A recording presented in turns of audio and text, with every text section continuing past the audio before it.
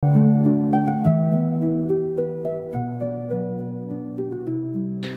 by hierdie in Christus reeks.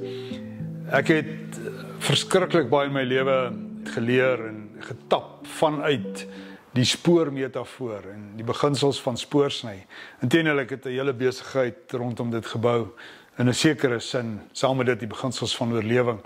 Maar veral spoorsny, en later het ek besef dat dit ook 'n baie kragtige metafoor is binne die konteks van my verhouding met Christus en hoe om in die spoor van Christus te loop.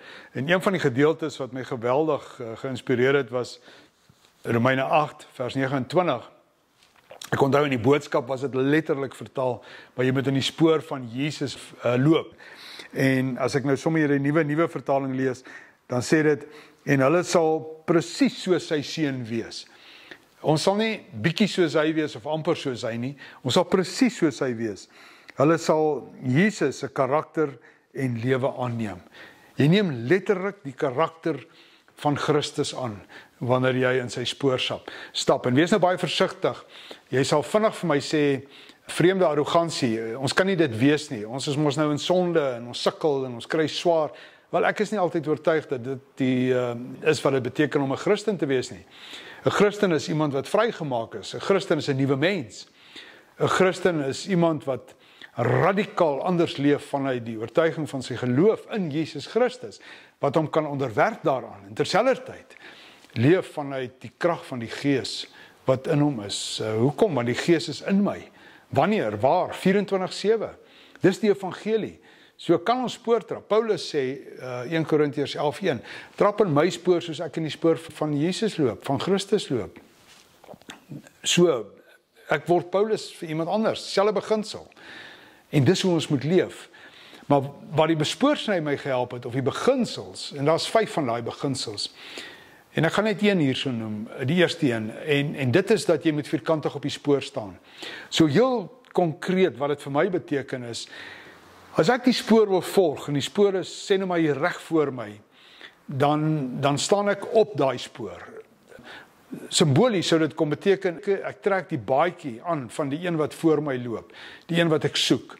Of dit nou die wilddief is, of dit die kind is wat weggeraak het in die veld, of in die sneeu, of dit die spoor is van 'n dier wat gejag is en jy moet die dier vind, die beginsel bly dieselfde.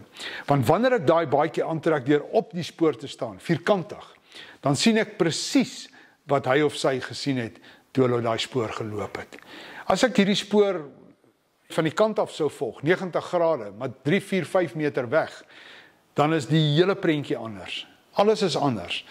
En jy kan nie in voeling kom met hoe dit was toe die spoor geloop is nie. En dis waar jy wil wees. So wat beteken dit vir my persoonlike lewe? Dit beteken, ek moet die baadjie aantrek van die mens wie ek bedoel was om te wees. Dit beteken as ek my identiteit in Christus wil vind, en ek wil die karakter van Christus aanneem, ek wil sy lewe my lewe maak, dan moet ek letterlik op daai spoor staan. Jy kan nie maar bietjie van spoor af wees nie. Jy kan nie maar net probeer hier van die kant af nie. Jy kan nie net so nou en dan die spoor kruis nie. Dit beteken jy stap letterlik die spoor van Christus elke dag in jou lewe.